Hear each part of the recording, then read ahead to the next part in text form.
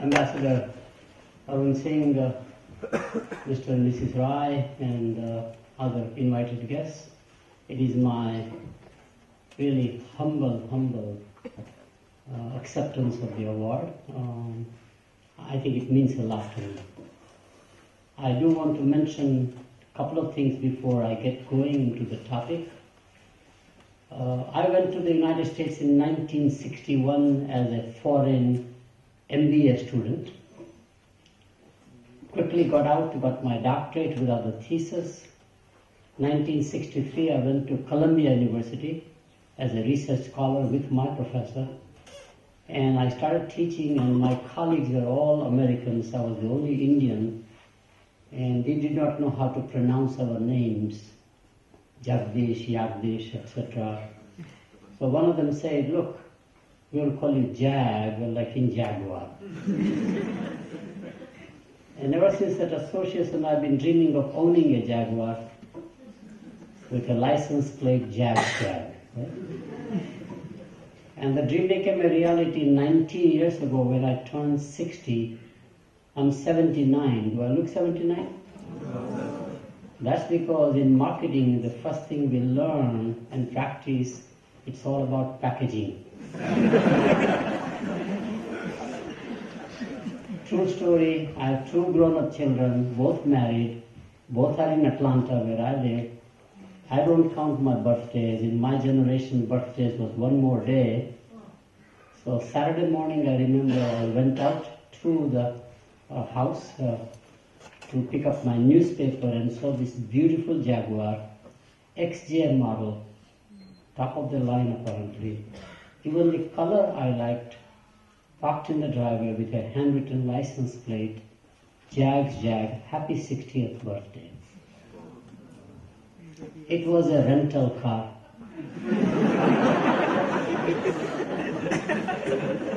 So I'm still looking for my Jaguar. Now this is an interesting anecdote because it ties to such a strong change in the world globally. Jaguar is the state British Empire symbol of excellence. All officials have to have Jaguars, ambassadors, diplomatic people, or when the Prime Minister visits, that's the car. Today that brand is owned by an Indian ex-colony enterprise owning the brand Tata Motors. 20 years ago, nobody would have imagined that was possible. The world has changed that much. And the Trump administration that has come in is going to bring about more changes, some undoing, some doing something new, and we will analyze it and then talk about its impact on India-US relationship. The first major thing is to analyze why Trump got elected. It is very similar to the rise of Ronald Reagan, which I will give you the parallels. Ronald Reagan's rose because we had a huge impact on the white working class unionized labor. The first energy crisis of 1974-78 brought about a huge structure in the economy. President Carter, who got elected, could not do anything with the economy. Unions were decimated. Automation came in the automobile industry, robots took over the job. Outsourcing became the buzzword in the 80s, for example. Downsizing, right-sizing, re-engineering the corporation were used with things we used in management literature. And there was a resentment. It was the reaction by that white population in factory towns who really made Ronald Reagan rise through the political process. Same thing happened with Trump. The economic recession of 2007 and 8 let go all the employees in many ways in those rust belt, as we call it, in the center. They were all white unionized labor. Unions had lost their power, which is where the Democrats were primarily aligning with the labor side, and they had basically a revolt. And they found somebody they could latch on to outside the mainstream political process. Ronald Reagan came as an outsider. He positioned himself as an outsider. Washington is very much the same people controlling it.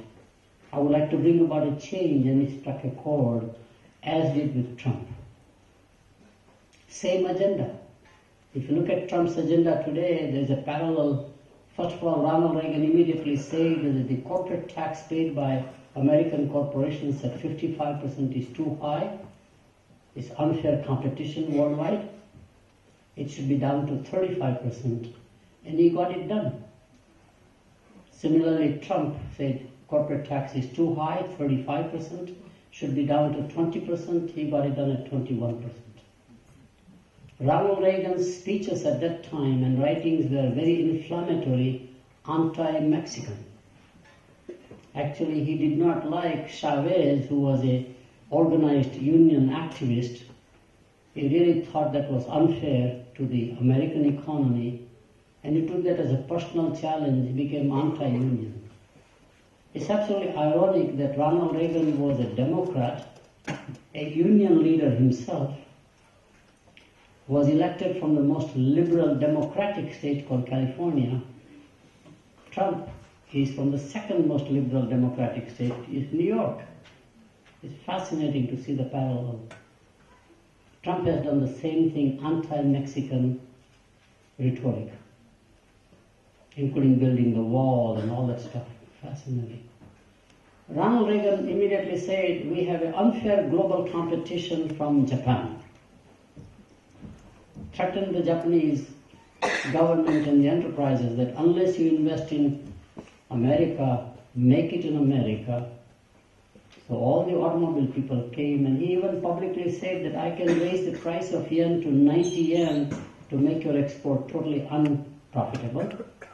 So Toyota came, Honda came, Nissan came, and they all put new plant capacity in America. In fact, lots of Japanese corporations bought out all of the things we had, like television manufacturers, watchmakers. They invested in real estate like Hawaii, Rockefeller Center. This time it is not Japan but China. The rhetoric will not be as inflammatory because Chinese are so strong as an economy, and many of the Trump administration cabinet ministers are all pro-China. Keep that in the back of your mind. So there's a counterbalancing force. He will do it more guarded, but you will see once in a while telling the Chinese that you are not doing fair pricing, there's a dumping, etc., about the steel or aluminum or whatever it is, and we should impose tariffs and all the stuff. Is typical, very interesting process. Ronald Reagan was definitely fed up as a governor of California. Too much federal government regulation, too much bureaucracy. The EPA, Environmental Protection Agency, had become very strong, not allowing him to do anything. So Reagan wanted to actually reduce the bureaucracy in Washington. Same agenda you will hear here. Ronald Reagan coined that as new federalism. The role of the central government is only defense and nothing else. Everything else will be delegated to the states, whether it's the healthcare, whether it's the education, or anything else. We will hear about the same thing. Deregulate, or relax the regulatory agencies as watchdogs to say, allow whatever is possible. Pro-business in that regard primarily, which is again interesting. Reagan did a couple of things, which is what they will follow. It looks like the same Reagan playbook, as we call it in American football.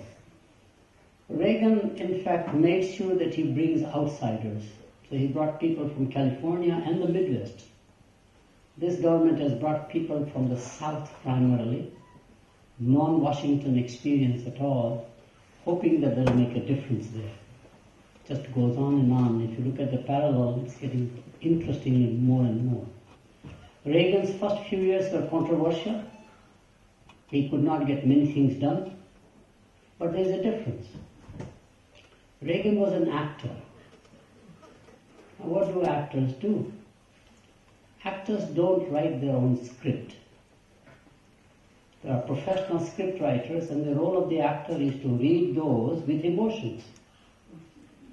So Reagan was master at that as a movie actor, had perfected the skill. Unfortunately, Donald Trump is a writer himself. And it seems like the English is not that good. And which is the key difference between the two. During Reagan time, there was only one external enemy, which was Soviet Union. Reagan immediately raised the defense budget, Star Wars we call it, the Strategic Defense Initiative. Trump has raised the defense budget, but now he has to fight three fronts which we don't think there is any way US can manage. The Russia front with the NATO, the Middle East, which we are absolutely in a quagmire, and then the Asia front. The China, slowing down the Chinese on that side. Which means the United States will need partners. And partners will come from places that we not imagine. There's a huge shift economically that's taking place. I just wanted to give you the parallel and then tell you economically where the world is going and therefore Reagan and Trump policy and how it will impact. At one time, as of 1987, 75% of all the world GDP was concentrated in 15 nations. North America, US and Canada, 12 common market countries in Europe, which included England, France, Germany, etc., Netherlands, Italy, and Japan. Japan was a late entrant, by the way. Became number 2 or number 3 economy in the process. 75% of value add was there. That's where the manufacturing took place. Trade was about 45% because colonies were still exporting raw materials, agricultural or industrial raw materials, sometimes even the manpower. You need land, labor, capital and all the stuff, which is interesting. That brought about a change in the whole international trade. Economies were not growing after the first energy crisis. Domestic growth was not there. So they abolished the GATT agreements, which are the general tariffs and trade, and created the World Trade Organization, WTO. Trade gave the bump. All of a sudden, the new triad power is no longer those nations, but through economic growth, the new triad power is US still number 1 in purchasing power parity.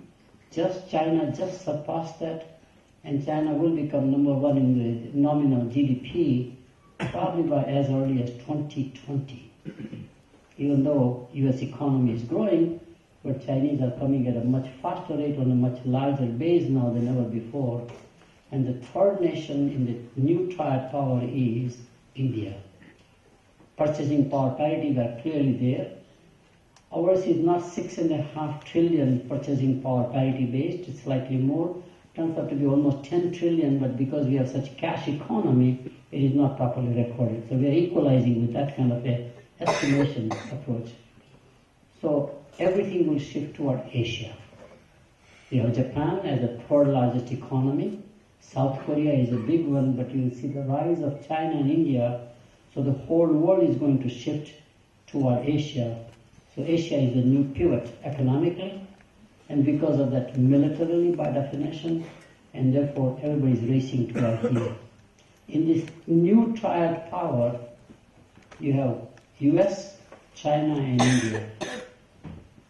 These three nations, unlike the previous triad power, who were rationalized in their thinking and policy by world wars, defeating Japan and Germany, these three nations have different legacies. China has a communist legacy, therefore they think differently.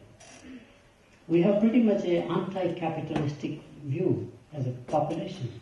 We started a socialistic society of India, planned economy. We are transitioning from that to become capitalistic, and US is raw capitalism. Everything trust capitalism till it fails, then government comes in. So they're not on the same page. There'll be a lot of exchange and dialogue among the three. The question then is that in the triad power, if the two get together, there is a balance of power shift. India becomes very strategic both for China and for United States.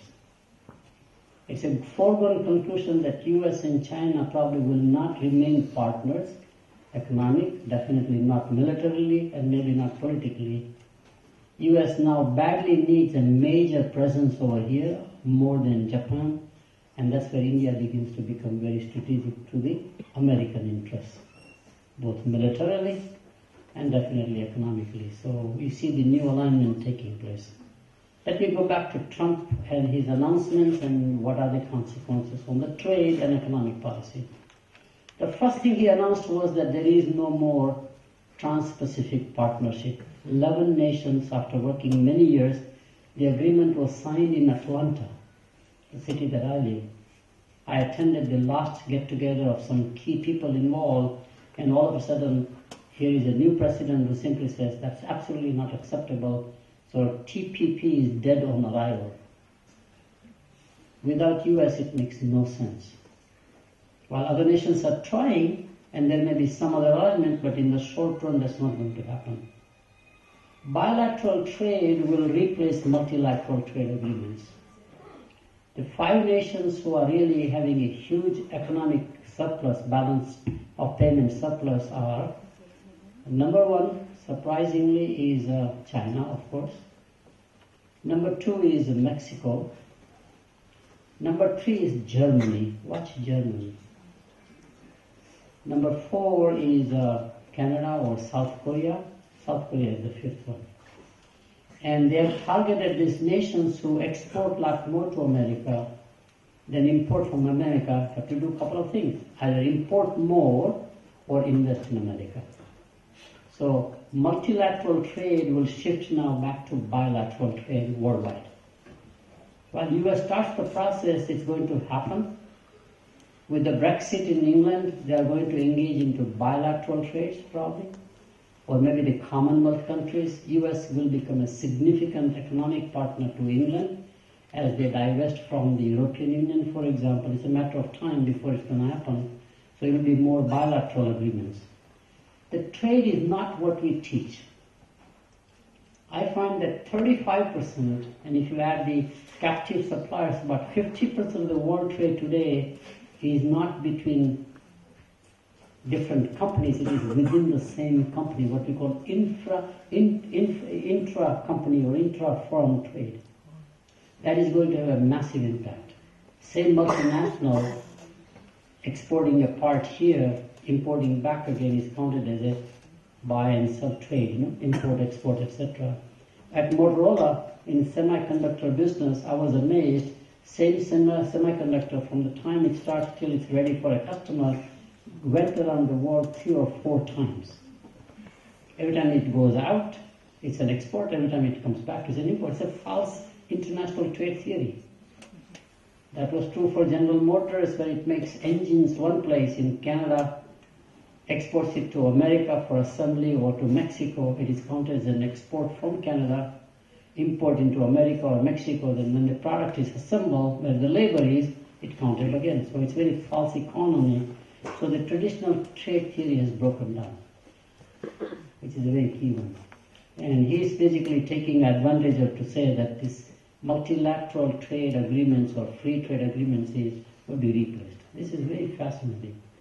So we think the biggest impact will be within the companies, such as Apple. Apple basically imports quite a lot of products made in Taiwan or mainland China. So Foxconn, which is the supplier, is massively investing in India, in the United States, building capacity. I think you will see the same impact between US and India, which I'll talk about in a moment. So that's really one aspect. I do want to mention something else happened in the Regan administration that is not in the public domain, and that was a huge debt by the government. American government had borrowed on treasury bonds, and the largest holder was Japan. Interest rates were skyrocketed under Carter administration. Prime rate was like 9 or 10%. The monetary policy has an impact now on fiscal budgets, you see. You have to pay interest on that debt. Size of the debt is much larger now. Today the debt is about $3 trillion easily. Largest holder is China. Second largest holder probably is Saudis or Indian or Japanese or whatever they are. Very interestingly, we will convert our public debt into private, just like we did with Japan. The Federal Reserve, central bank, talks to Bank of Japan, which is their central bank, who somehow behind the scenes organizes, gives money to the Japanese Zaibatsu's banks like Mitsubishi Bank, Mitsui Bank, Sumitomo. Remember at one time they were the largest balance sheet holders asset-wise. With the mandate that you can borrow this money, you don't have to pay back, zero cost of capital, but money should be invested in America. If I get a free capital to invest, I will invest. I will buy a junk, it's okay. That's what the Japanese did. So there will be massive acquisition by Chinese corporations into the US. Germans have already understood all the 5 major automakers are now assembling in America, from BMW to Porsche to Volkswagen, all of them, rather than exporting, right? So it basically reduces the export. So making into the country becomes very interesting. So that conversion of private debt into public debt into private equity is a very key one. So private equity guys made enormous money at that time. You see, again and back again, private equity guys will come in a very big way.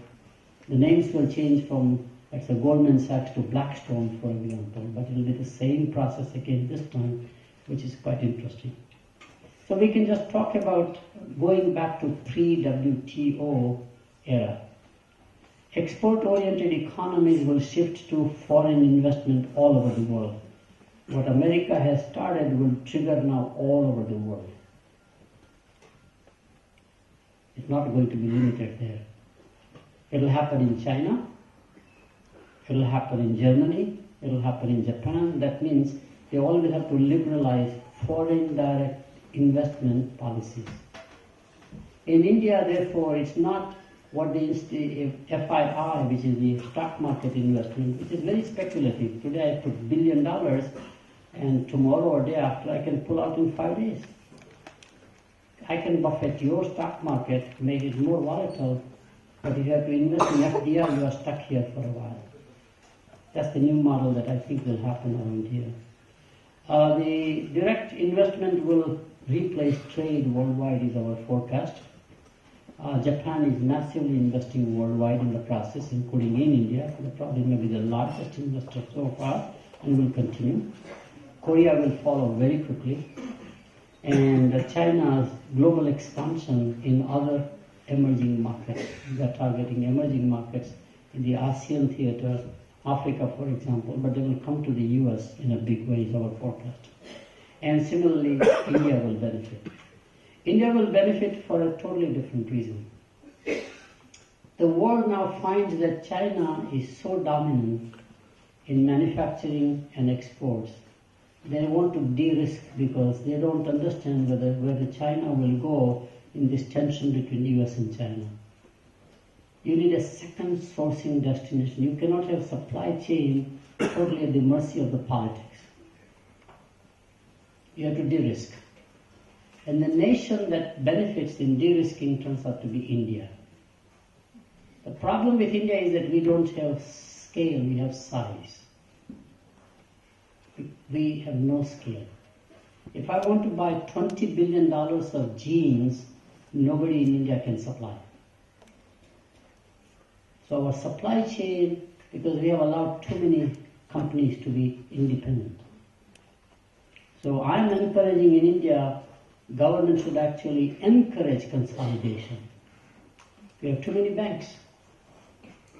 We have too many oil companies. We have too many anything. So how can you consolidate into, so you have a now not only size but scale. I mean, we are the largest producer and consumer of milk and milk-based products in the world. But we don't have any large dairies of the level that one would have on a global scale.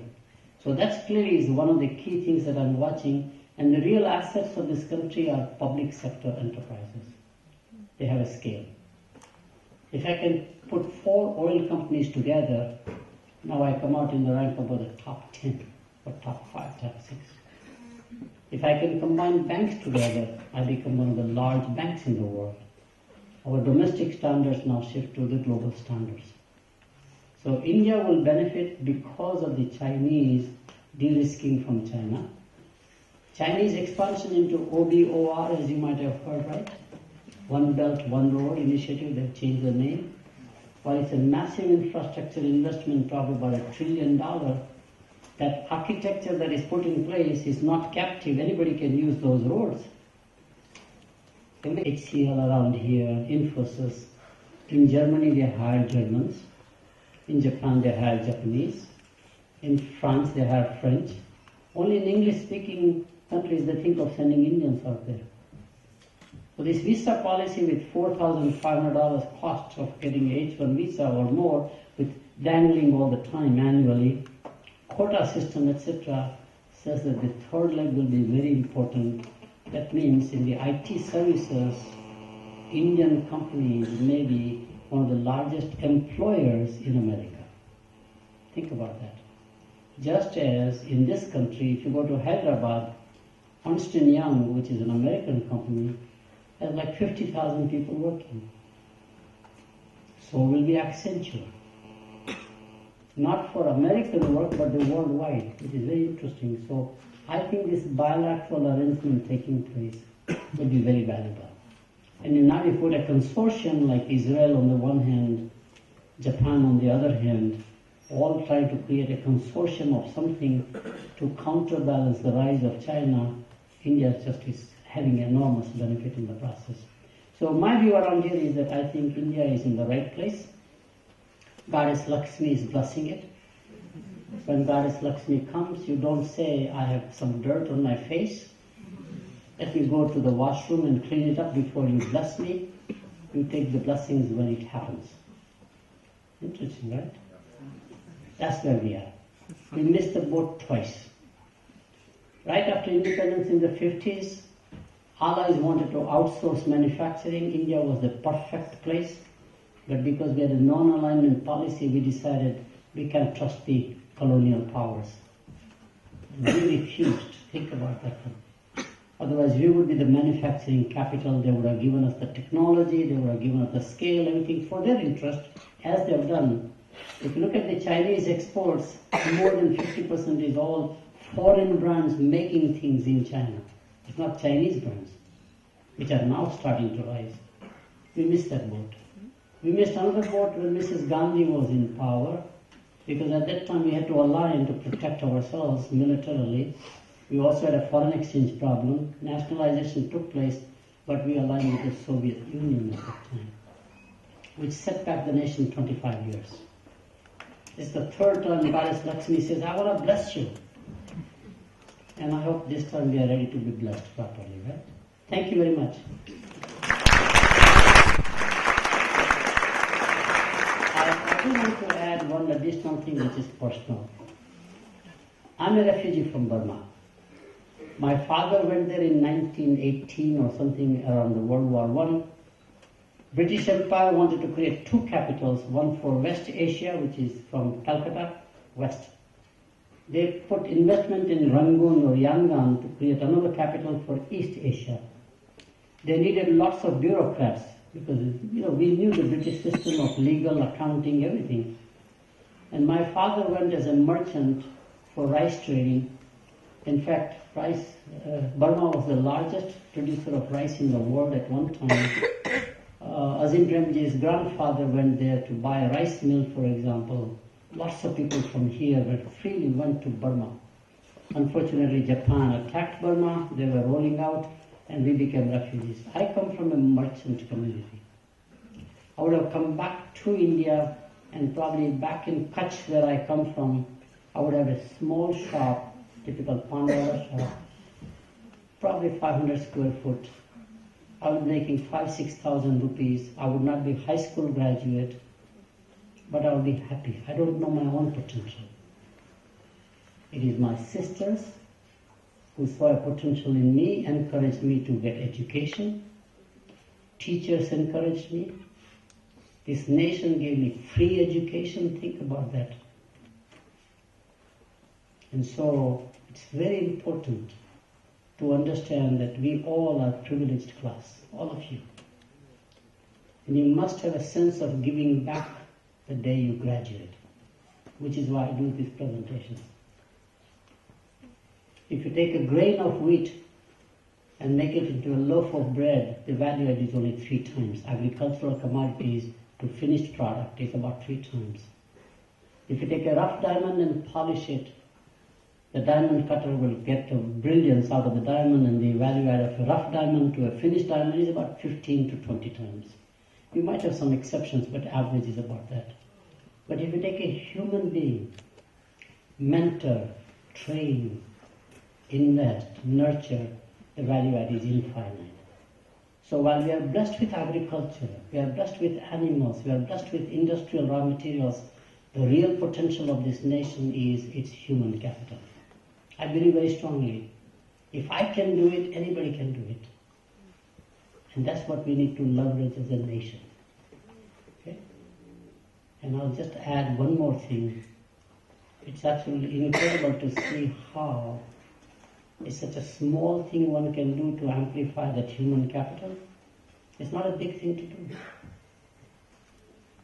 And this nation needs to learn how to invest in its human capital, which I think it's trying to do. I think the right leadership does that. But to me, that is the real asset. I must tell you that Indian diaspora is very strong worldwide, well placed. How do we leverage that Indian diaspora? They all want to contribute back. We need to come out a policy, a formula, how to do it properly. So to me, ultimately, this nation is on the rise. Despite all the things you hear inside the country, all the issues that we have, it is transforming in our eyes. And all nations are made not by themselves but outsiders. America was not made by natives, it's all immigrants. You will see same thing here, outsiders will make India more so than insiders will do. It's a matter of time. I've analyzed the whole thing, so very fascinating. So overall, I'm very positive about the nation. I think this nation is now clearly declared as one of the major powers emerging, economically at least, and maybe politically, and militarily also we are very strong. Thank you very much.